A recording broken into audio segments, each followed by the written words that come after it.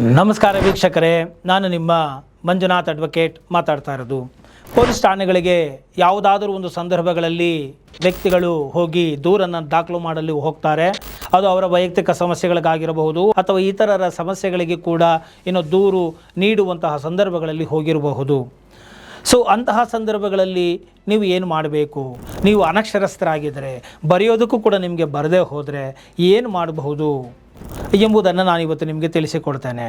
ನೀವು ಠಾಣೆಗಳಿಗೆ ಹೋದಾಗ ದೂರುದಾರರಿಗೆ ಬರೆಯಲು ಬರದೇ ಇದ್ದಾಗ, ಅಂತಹ ಜ್ಞಾನ ಇಲ್ಲದೇ ಇದ್ದಾಗ, ನೀವು ಏನು ನಡೆದಿದೆ ಅಂತಹ ವಿಚಾರಗಳನ್ನು ನೀವು ಹೇಳಿದಾಗ ಅದನ್ನು ಕೇಳಿಸಿಕೊಂಡು ನೀವು ಹೇಳಿದ ರೀತಿಯಲ್ಲಿಯೇ ಅವರು ಯಥಾವತ್ತಾಗಿ ಪೊಲೀಸಿನವರೇ ದೂರನ್ನು ಬರೆದುಕೊಂಡು ಅದನ್ನು ಏನು ಬರೆದಿದ್ದೇನೆ ಅಂತ ಹೇಳಿ ಯಥಾವತ್ತಾಗಿ ನಿಮಗೆ ಓದಿ ತಿಳಿಸಬೇಕು. ನಿಮಗೆ ಅರ್ಥ ಆಗಿದೆ ಅಂತ ಹೇಳಿದ ಮೇಲೆ ನೀವು ಹೇಳಿದಂತೆಯೇ ಅವರು ಕಂಪ್ಲೇಂಟನ್ನು ದೂರನ್ನು ಬರೆದಿದ್ದಾರೆ ಅಂತ ಹೇಳಿ ಖಾತ್ರಿ ಮಾಡಿಕೊಂಡು ತದನಂತರ ನೀವು ಆ ಒಂದು ದೂರಿನ ಮೇಲೆ ಸಹಿಯನ್ನು ಹಾಕಿಕೊಟ್ಟಾಗ ಆ ದೂರನ್ನು ಅವರು ಕಂಪ್ಲೇಂಟನ್ನು ತೆಗೆದುಕೊಳ್ಳಬೇಕು ಮತ್ತು ಅದರ ಒಂದು ಪ್ರತಿಯನ್ನು ಅಂದರೆ ಕಾಪಿಯನ್ನು ನಿಮಗೆ ಅವರು ಉಚಿತವಾಗಿಯೇ ನೀಡಬೇಕು ಅಂತ ಹೇಳಿ BNSS ಸೆಕ್ಷನ್ 173 ತಿಳಿಸುತ್ತೆ. ಇದು ನಿಮ್ಮ ಹಕ್ಕಾಗಿದೆ. ಆದ್ದರಿಂದ ಇಲ್ಲಿ ಒಂದು ಸಲಹೆಯನ್ನು ಕೂಡ ನೀಡಲಿಕ್ಕೆ ಬಯಸ್ತೇನೆ. ಯಾಕೆಂತ ಹೇಳಿದರೆ ಎಷ್ಟೋ ಬಾರಿ ವಿದ್ಯಾವಂತರು ಕೂಡ ಬರೆದುಕೊಂಡು ಹೋಗಿರುವಂಥ ಕಂಪ್ಲೇಂಟ್ಗಳನ್ನು ತೆಗೆದುಕೊಳ್ಳೋದಿಲ್ಲ. ಅವ್ರು ಇಷ್ಟೆಲ್ಲ ದೊಡ್ಡದೆಲ್ಲ, ಇದೆಲ್ಲ ಬೇಡ ರೀ, ಇಷ್ಟು ಬರ್ಕೊಡಿ, ಹಿಂಗೆ ಬರ್ಕೊಡಿ ಅಂತ ಅವರೇ ಇನ್ಫ್ಲುಯೆನ್ಸ್ ಮಾಡ್ತಾರೆ. ಅವರೇನೋ ಬರ್ಕೊಳ್ತಾರೆ, ಅದೆಲ್ಲ ಬೇಡಮ್ಮ, ಇಷ್ಟು ಬರೆದ್ರೆ ಸಾಕು, ಇದಕ್ಕೆ ಹಾಕೊಡಿ ಅಂತಾರೆ. ಈ ರೀತಿಯಾಗಿ ಮಾತಾಡಿದಾಗ ನೀವು ಯಾವುದಕ್ಕೂ ಒಪ್ಕೋಬೇಡಿ.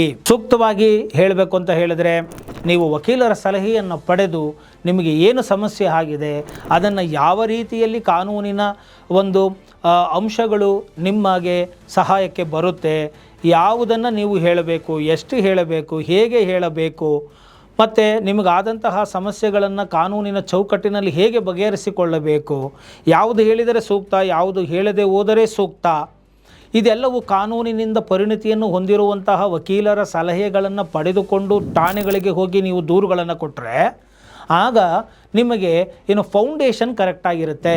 ಅದನ್ನು ಬಿಟ್ಟು ಅದೇನು ಹೇಳ್ತಾರಲ್ಲ, ಇದ್ದಂಗೆ ಎದೆಗೆ ಬಂದು ಒದ್ರು ಅಂತ.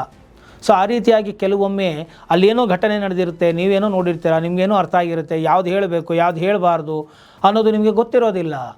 ಸೊ ಇದೆಲ್ಲ ಕಾನೂನಿನ ಸೂಕ್ಷ್ಮಗಳು ಕೆಲವು ಇರುತ್ತೆ.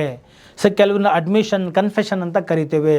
ಸೊ ಯಾವುದನ್ನು ನೀವು ಅಡ್ಮಿಟ್ ಮಾಡ್ಕೋಬೇಕು, ಯಾವುದನ್ನು ಅಡ್ಮಿಟ್ ಮಾಡ್ಕೋಬಾರ್ದು, ಅಲ್ಲಿ ಏನು ನಡೆದಿದೆ, ಸತ್ಯ ಘಟನೆಗಳು ಏನಿದೆ, ಮತ್ತು ಅದನ್ನು ಯಾವ ರೀತಿ ಹೇಳಬೇಕು ಕಾನೂನು ಚೌಕಟ್ಟಲ್ಲಿ ಅನ್ನೋದು ಕೂಡ ನಿಮಗೆ ಜ್ಞಾನ ಇರಬೇಕಾಗತ್ತೆ.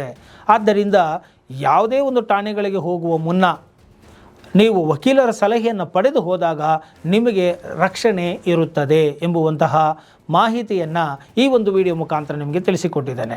ಇಷ್ಟ ಆಗಿದೆ ಅದಲ್ಲಿ ಮರೆಯದ ಹಾಗೆ ಲೈಕ್ ಕೊಡಿ, ಇತರರಿಗೂ ಕೂಡ ಶೇರ್ ಮಾಡಿ, ಮರೆಯದ ಹಾಗೆ ಕಾಮೆಂಟ್ ಮಾಡಿ ಅಂತ ಹೇಳ್ತಾ ಈ ಒಂದು ವಿಡಿಯೋನಲ್ಲಿ ಮುಗಿಸ್ತಾ ಇದ್ದೀನಿ. ಜೈ ಹಿಂದ್, ಜೈ ಕರ್ನಾಟಕ ಮಾತೆ.